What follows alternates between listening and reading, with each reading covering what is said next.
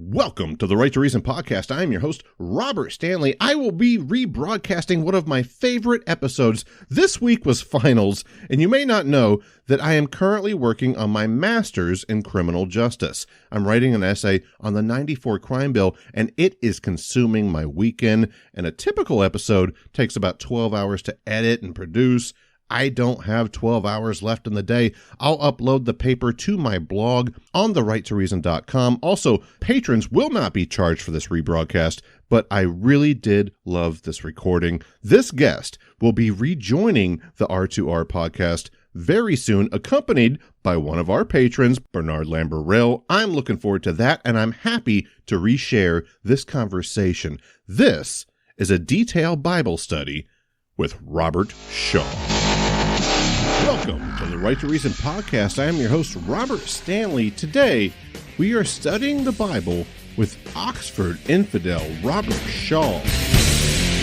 Let's get started. It's the Right to Reason podcast. Hi, I'm Robert Shaw. I write for infidels.org, and you have the right to reason. This episode of the Right to Reason podcast is brought to you by our patrons and contributors like me. We have all recognized the value of the unrestrained marketplace of ideas and have decided to make a difference. You can make a difference too. Contribute at patreon.com/right and learn more about your right to reason at therighttoreason.com. Your activism is appreciated.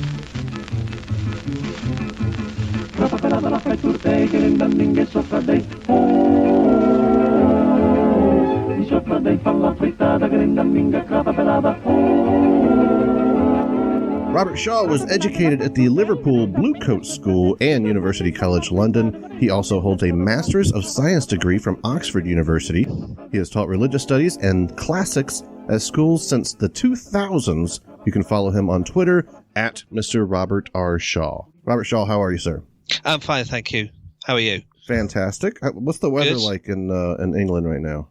A lot better than it has been over the course of the past sort of week or so. It's started to get a little bit warmer, but we did have a kind of January and start to February, which was bitingly cold. I'd imagine not as bitingly cold as perhaps in some parts of the States, but I'm in Texas, so we just had that whole snowstorm thing happen here, and it is. Oh, right. Yeah, it's been crazy, but my family's been warm. We had water, we had power, so everything's okay on our end.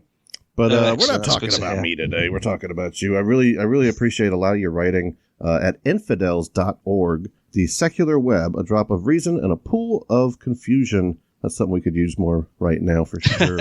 Wow, you've got a couple articles here. I haven't read them all. I read The Humble Origins of the Abrahamic Religions, and that's what I was really wanting to ask you about today. But then just while we were waiting to talk, I was scrolling back through, and I started looking into another one you did, how the early followers of Jesus dealt with the unexpected death of their Messiah, and I was kind of wanting to maybe pop into that one a little bit. But sure. One of the things I saw on The Humble Origins of the Abrahamic Religions was that the time that Abraham was said to have lived, they didn't have camels at that time. And that one, it just made me laugh. I literally laughed out loud when I saw that, because I thought, man, there's just so much that the way the Bible's recorded, people think that's like a history book, and they really have no idea. It's more of I don't know, how would you describe it? A religious storybook or something. Well, I think the rationale behind me writing that article was, I was surprised that there was very little scholarship around the kind of origins of Israel and Judah, the demythologized history of Israel and Judah. It's surprising how up until relatively recently, a lot of the histories will talk about King David and King Solomon and the United Kingdom, and it will talk about the Exodus from Egypt and so on. And it was my attempt, really, that article, at writing a kind of demythologized history of the ancient Israelites, really, taking the kind of myth out of the Old Testament and I think speculating really, because all of this stuff, happened 3,000 plus years ago. So we can't say with any kind of massive degree of certainty as to what happened exactly. But it's my kind of suggestion as to how the books of the Bible came about, the kind of early history of Israel and Judah, and how the ancient Israelites came about as a distinct tribe within Canaan. So it's kind of like writing a kind of history of 2,000 years or so on in 2,000 words, which is a bit of an undertaking, but right. Hopefully I've given some people a little bit of food for thought in writing it. Absolutely. Yeah, I enjoyed the 2 articles I read.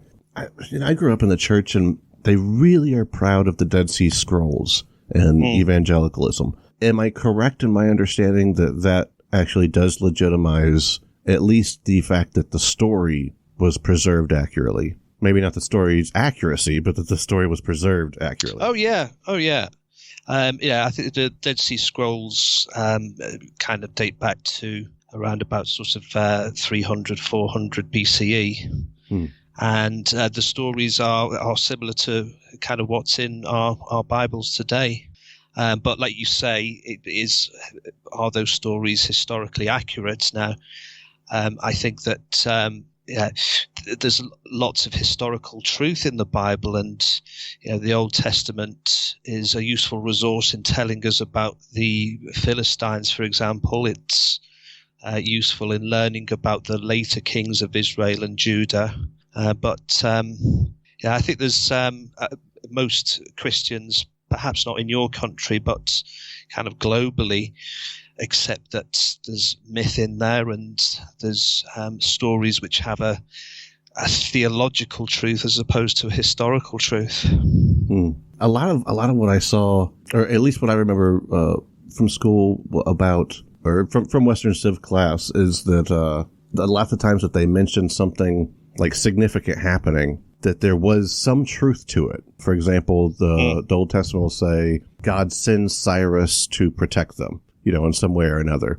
And then that does have some kind of historical accuracy, because Cyrus actually took over their land, and they're technically protected from other people, but you lost to Cyrus, so it's like a half-truth in a way. Would that be how you would describe a lot of it? I think the Old Testament is... I think that if you look to the later history that's in the Old Testament, this is after the Israelites had split off into 2 countries and become Israel and Judah. The history of the Old Testament, there is a certain consistency with the events and the people that are mentioned with other historical sources. I think the further we go back, it gets a little bit hazy. Once we're in the realms of David and Solomon, and if we go back further to Moses in the Exodus, and if we go back further than that to Abraham, then there's kind of little kind of consistency with other historical sources. These people aren't attested. Now, that's not to say that these people definitely didn't exist. It's more to say that they didn't seem to make their mark in other historical documents from outside Israel. They found the same amount of books of Genesis as they did the Book of Enoch and the Dead Sea Scrolls, and yet they don't have the Book of Enoch in our Old Testament. And I wonder why that is. Where was it? And all the others, this is chapter 7. Verse 1, and all the others together with them took unto themselves wives, and each chose for himself one. He's talking about angels here. And it says, I think what was described, because Enoch's referenced a lot in the Old Testament, and I think whenever other authors were referencing Enoch or talking about the same topic, they would say sons of God or something like that, maybe as an angelic reference. But here it says... Oh, right, okay. They taught them charms and enchantments and the cutting of roots, and made them acquainted with plants. And they became pregnant, and they bare great giants, whose height was 3,000 ells. I don't know what an ell is. Who summoned all the acquisitions of... Well, same. I don't know what ells are myself. Oh, yeah. Maybe it's like what was the cubits or something? Whatever, like the length of the That's arm. it, yeah. Maybe it's Well, something. the Book of Enoch is quite a late arrival on the scene. So it's said to be written by Noah's great-grandfather. Are you there? You just bleeped For out example. No worries. on me. What a shame. This is not. Hello, can you hear me now? Yeah, you're back now. I'm wondering whether I could. Should I try another device? Sure, that might help. Yeah. Okay. Let me do that then. Or you changed from your computer to your phone, I'm guessing? To an iPad, so we'll see how we get on with that. Fantastic. You were just telling us about how Enoch was written a bit later than the other books. It's one of the books which seems to come on the scene kind of around about 300, 200 BC, something like that. And I think what you can see in the Book of Enoch is the influence of Persian thought in the Book of Enoch. So the Persians believed that there was an almighty deity, but the almighty deity had an adversary. So in Persian thought, the almighty deity is Ahura Mazda, and Ahura Mazda has an adversary called Angara Mainyu that explains why bad things happen to people who are good people. And that seems to be taken on in the Book of Enoch. So the Persians controlled Judah a couple of centuries before the birth of Christ, and we can see the influence of Persian thought in the Book of Enoch, in that it explains the origins of Satan as being a kind of fallen angel that used to serve God but decided to rebel against him. And there's the echoes of the kind of Persian story about Ahura Mazda and Angara Mainyu in the Book of Enoch. So it's quite late on in what we call the Second Temple period, so 200, 300 BCE, something like that. But there's some quite weird and wonderful stories in the Book of Enoch, as you know. Yeah, that's why I figured they didn't add it with the rest of them. It's just because, like what I was reading earlier is talking about angels having sex with women and creating giants. I think another part referenced angels having sex with animals and having like animal angel hybrids. And I thought, well, angel human hybrids, yes. Yeah, and something about Satan had helped us, like he taught us how to lie or something like that. I can't remember what it was. Oh, right, okay. It didn't kind of line up with the others, which is funny because that's not a reason that you should discount a book. You know, just because it doesn't fit the narrative that we want to present. It doesn't seem like a justifiable reason to exclude it whenever it had just as many copies as the others. You know, like Exodus or Genesis or what have you. Yeah, and I think even at the time, the idea that Noah's great grandfather had written such an extensive piece of literature, possibly even at that time, seemed a little bit far fetched, maybe. So that's possibly another reason why it's not kind of accepted as in the canon of Jewish scriptures. Speaking of not fitting the narrative, so you have to make stuff up or exclude things or add things. The story of Jesus Christ is one of those perfect examples where you had written the Gospels didn't really have all these prophetic things of the coming Messiah like Christians would like to argue. But you gave a few examples, and I was hoping you could tell us some of them. But where they had referenced Psalms amongst other books, and just shoved Old Testament writings into the stories of the Gospels to kind of validate Christ's messianic title. Yeah, that's right. And I think if we look at the Gospels, I think Matthew was one of the people who does that quite a lot.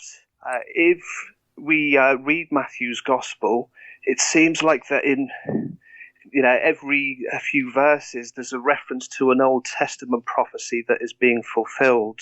And what Matthew seems to have done is that he's gone to the Old Testament, he's looked at messianic prophecy, and he's looked at verses which were predictions of the Messiah. And he also takes some other passages from the Old Testament as well, treats them as if they were messianic prophecy, and creates his story, his narrative about Jesus to to almost fulfill as many prophecies as possible. So, I mean, there are some prophecies, genuine messianic prophecies. For example, the fact that the Messiah was said to have been born in Bethlehem. So Matthew has the story in his gospel of Jesus being born in Bethlehem. But there's other bits and pieces as well. For example, when Jesus is tried, he's silent. He doesn't say a word. And what Matthew does is he claims that it's the fulfillment of a prophecy in Isaiah. He did not open his mouth. Now, if we go back to that verse, that passage in Isaiah, it's not messianic prophecy. It's talking about how Israel and Judah were oppressed.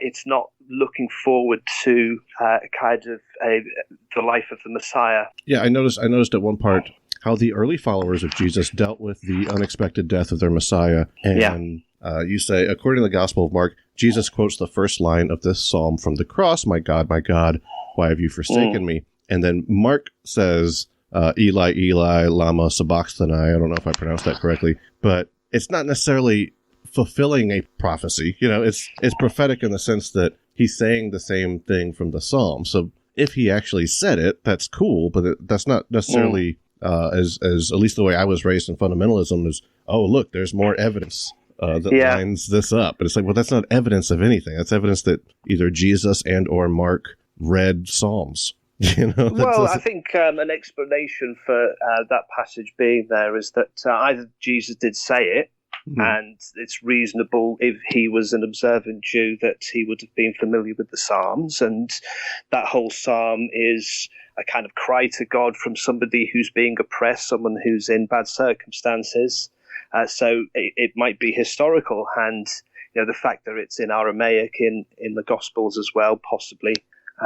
Might lead us to believe that he did actually say it. But there's also the possibility that, again, the gospel writers have gone to that particular passage and have put it into their narrative of the crucifixion to say, hey, look, this was all prophesied hundreds of years ago in the Psalms. Whereas the Psalms weren't kind of predictions, they weren't prophecy about the Messiah at all. You know, they were kind of songs and hymns that were sung in the Jerusalem temple. They weren't kind of looking forward to a Messiah at all, really. So, like I said, I think, someone can look at all of these references to the Old Testament in the gospel narrative of Jesus and think to themselves, you know, wow, all of these things were prophesied and they happened.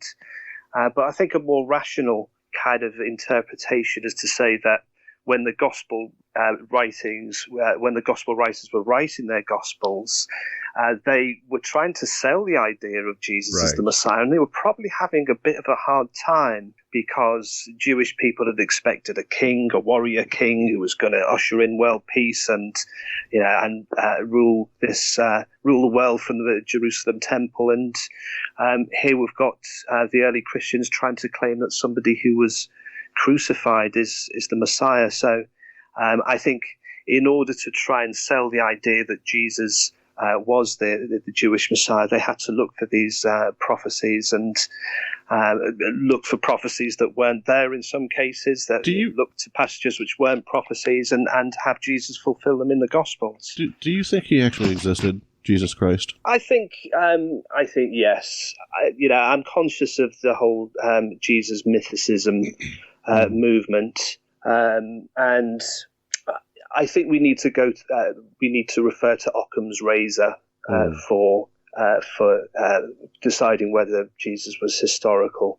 I think the simple explanation is the true one, in that we have all of these stories about Jesus. We've also got the fact that he was crucified, or why would they make up the story of a kind of crucified Messiah? So I think we need to go for the most reasonable explanation, in that there was a historical person called Jesus. I think it's quite telling that kind of university theology departments don't seem to be attracted to the idea of Jesus mythicism.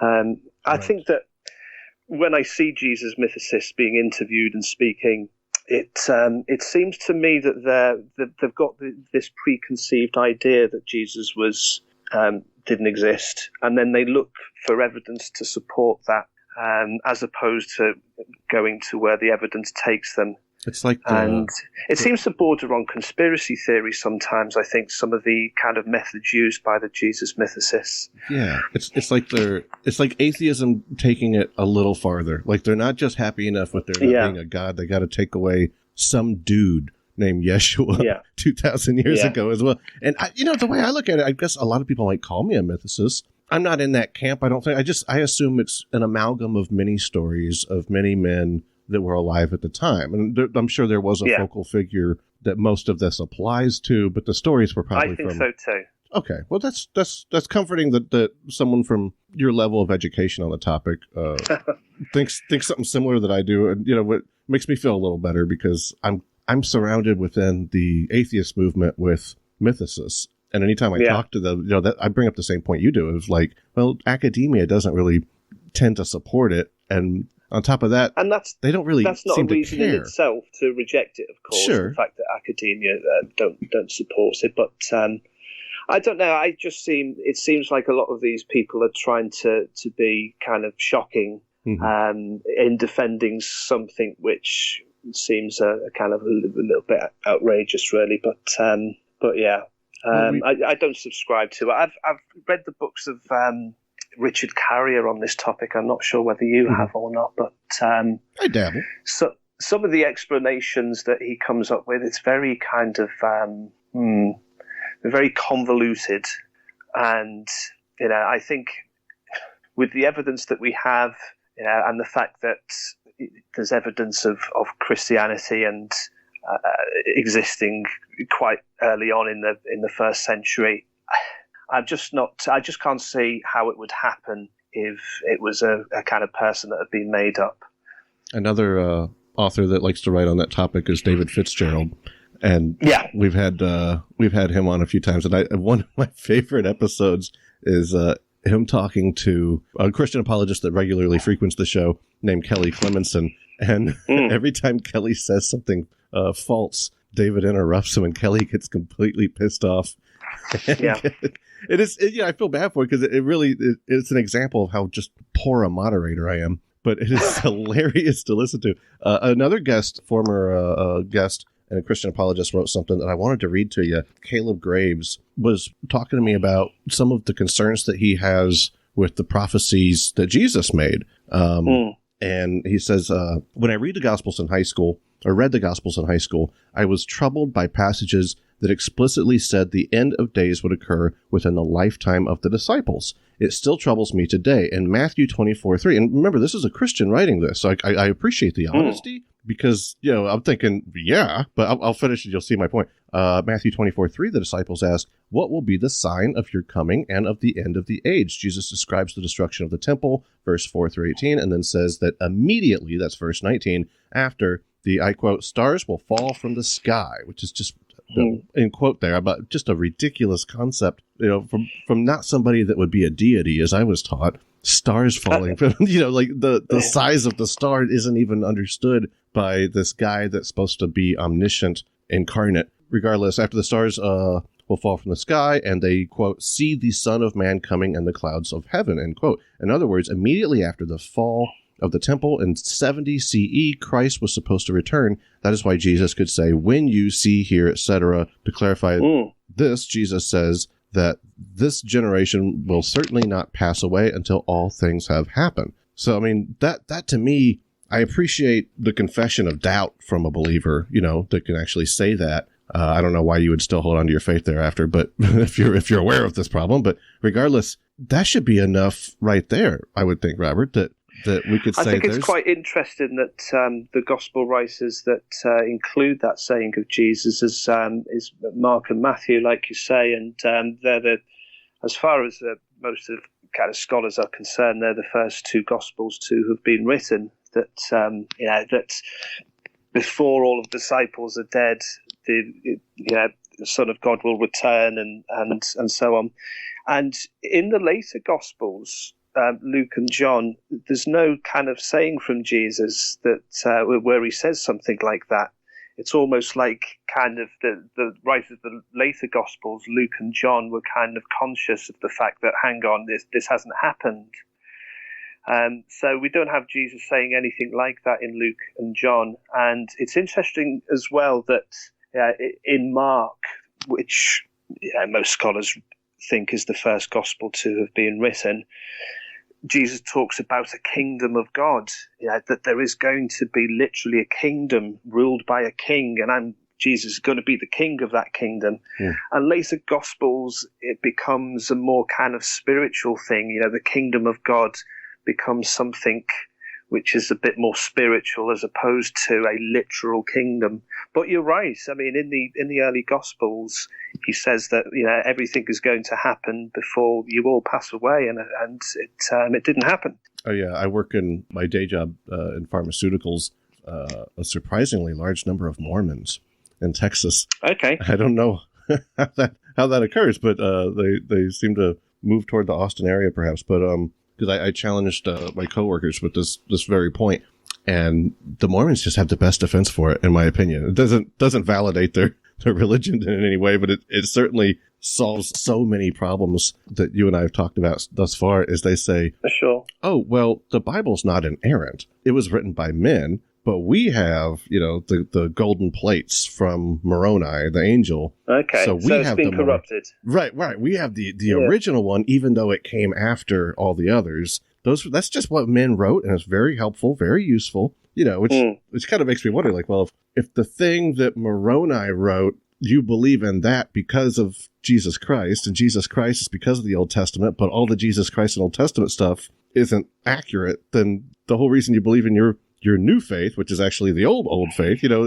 what's the point? But that seems obvious to me, but I don't know. Are there other things that you would say might blow people's mind about both the Old and New Testament that historically just doesn't seem to line up? Well, I'm in the process at the moment of, looking into the Exodus, and I'm writing a piece for Infidels at the moment, and the Exodus is something which is celebrated in millions of American households each year with the Passover Seder meal and so on. And Jews and Christians continue to view it as historical fact. So I think in addition to the fact that there doesn't seem to be any kind of historical confirmation for the Exodus, I've been looking into kind of who kind of ruled Canaan at the time the Exodus is supposed to have happened, and I've been kind of looking into kind of Egyptian history as well. Traditionally, the pharaoh that is said to have liberated the Jews is said to have been Ramesses the Great, and if you look at the Prince of Egypt and the Ten Commandments, Cecil B. DeMille, it's Ramesses the Great. But if Ramesses the Great released all of these kind of people into Egypt, a lot of the cities and towns that they're said to have gone into were deserted at the time of Ramesses the Great. Now, if you look at Jericho, for example, Jericho was deserted between 1400 BC and about 800, 900 BCE. So if the Israelites are moving en masse and conquering Jericho, Jericho was uninhabited at the time of Ramesses the Great. If you go earlier, and a lot of people get round to that problem and say, oh, the Exodus was a lot earlier, it happens around 1400 BCE, much earlier than Ramesses, then you've got the problem that Canaan is a very tightly controlled Egyptian province up until about 12,000 BCE. So, if the Israelites are leaving en masse, and there's 600,000 of them with their wives and children and livestock and so on, they're essentially crossing the Red Sea, or the Sea of Reeds, to translate it correctly. They're leaving Egypt, they're escaping the Egyptian army to go into another Egyptian province that is very kind of tightly run by the pharaohs at the time. So I'm kind of, trying to find if there's any kind of period in Egyptian history that the Exodus can be fit into, but it just can't. As well as the fact that, the lack of archaeological evidence for millions of people crossing from Egypt into Canaan, and there's no kind of record of it in Egyptian writings. It just doesn't seem to fit in with what we know about the region at that particular point in history. So, I mean, that's the kind of thing that I'm looking into at the moment, and it's problematic, I think, if you want to see the Exodus as being a historical event. It throws up so many problems. And the short distance from, I'm assuming, Cairo to the Promised Land, they wandered 40 years.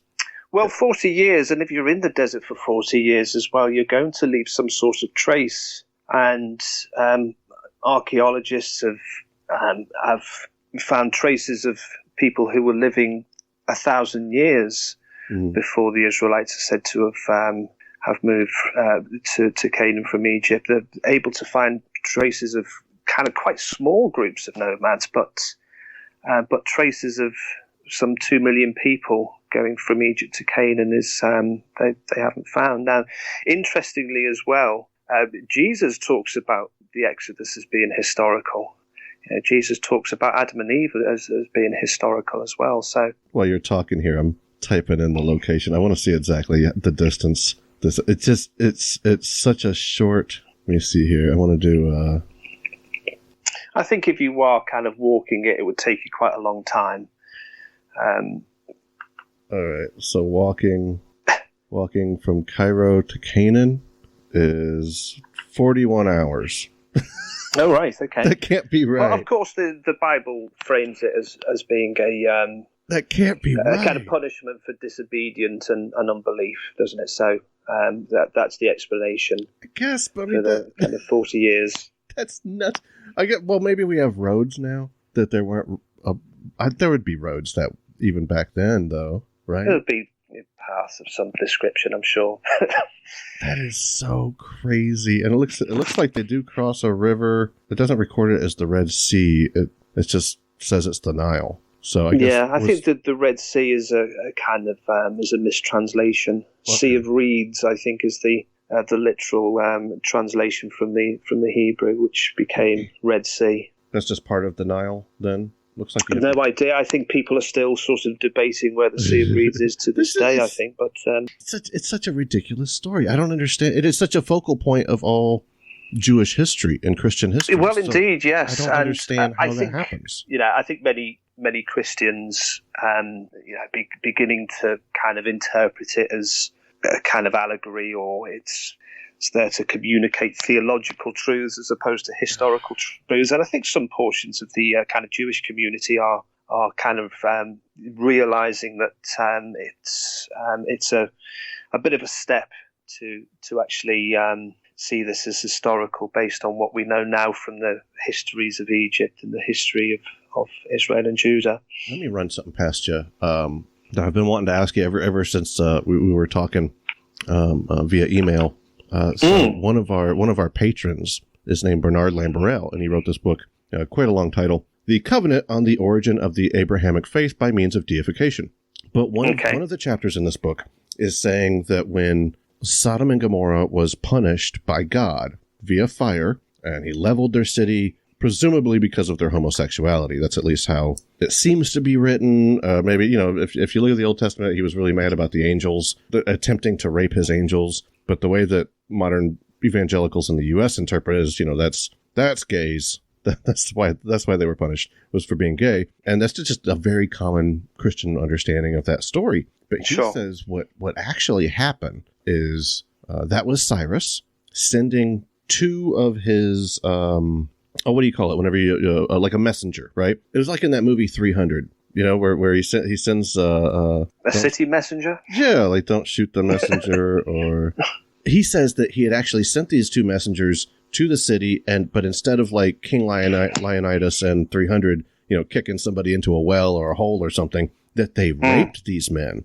And that was what was so offensive. They raped them and then sent them back. So it wasn't necessarily that the city was homosexual. It was that the act was homosexual in nature, but as a disrespect. Whatever, his messengers return to Cyrus and tell him what happened, he then levels the cities because he's so angry about how he treated his messengers. And okay. I don't know what evidence he has for that, but it's certainly a fascinating story. And I kind of wanted to pick your brain about if you had heard something similar, or if there are similar stories about times that God have said to have done something, but it was actually just, Cyrus or some other great king doing it. Okay, I mean, I'm not familiar with that interpretation of Sodom and Gomorrah, to be quite honest. I know that some people see it more to do with kind of being welcoming to strangers, and it's a tale about, God punishes them because they're not welcoming, as opposed to it being about sexual morality. But fascinating. Are there other examples that you would say where just historically, that might have happened, but it wasn't necessarily God? Yeah, of course, lots of things. I mean, certainly when ancient Israel is invaded by the Assyrians, for example, it's a historical fact. The Bible interprets it as being God's punishment for Israel for going off and worshipping other gods. Similarly, when Judah is exiled and all of the kind of the Jewish elite are exiled to Babylon, the reason given for that is the fact that they had started worshipping other gods. So I think we can see there's a lot of cases in the Old Testament where there are kind of historical facts, but they kind of have a supernatural explanation. It's God punishing or rewarding. I think with Sodom and Gomorrah, possibly there might be a kind of folk memory of a couple of cities that were destroyed, maybe. But I think it's going back a lot further, and like I say, it might have been part of the folk memory of the Israelites. And again, we've got a kind of supernatural take on it. It could have been two cities that were destroyed for natural reasons, but a supernatural explanation is given to it. What if that's just man's progression, Rob, where you're, even before Babylon and Mesopotamian lands, they had explanations for the origin of everything, right? And there was some kind of supernatural explanation for the universe, or, a lot of, what was it, that cave in Spain where they found the cave painting showed that the whole universe was created from an egg, and then the egg breaks, and that's some might argue symbolic of the Big Bang, as if they could have knowledge of that back then. But it's still fascinating and fun. But then you go a little bit farther, and now we're using supernatural explanations with the Old Testament to explain historical events, which Sure. we don't really do that so much anymore. But maybe that was just our progression at the time. But you go on a little bit farther, we use supernatural explanations to explain weather events. But once again, we've moved past those three examples, but mankind still wants to use supernatural explanations to explain intuitive feelings, or loss of loved one, or coincidences, conspiracies. So it's like we're still in our adolescence in a way. And I think that a number of people have suggested an evolutionary reason as to why we kind of attribute things happening to someone or something, is that it's in our DNA to look for agency in things. If you're walking in the forest and twig snaps or something like that, you assume that it's a kind of mad axe murderer is coming after you. It probably isn't, but to our ancient ancestors, kind of attributing agency and a being has caused this sound would have helped them to survive. It would have helped them to evade kind of things and people that might have killed them, and predators and so on and so forth. So there's the argument that we've still got that to this day, that we will continue, because it's kind of a part of our genetic makeup to look at events and think that something is controlling them or something's making them happen. It's called kind of the need to explain things by agency. Absolutely. And we will continue to have it. We'll continue to think that someone or something has caused this, or a being has caused this event to happen, or a being is intervening in our lives. Robert Shaw, I've really enjoyed talking to you today, and I appreciate your time. Anybody wants to find his blog, that is at infidels.org. Thank you so much. Thank you.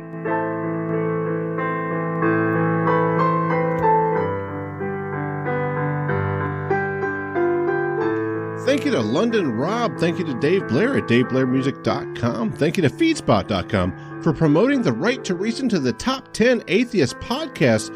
Thank you to our patrons, Jason Parker, Freethinker215, Alan Marks, Philip Spawn, Bernard Lamberell, Enema Man, Larry Wilson, and our top supporter, Rob Montgomery. You can support this broadcast at patreon.com/right and learn more at therighttoreason.com. Next week, we are talking to John Gleason, the godless engineer. Between now and then, remember that you have the right to reason.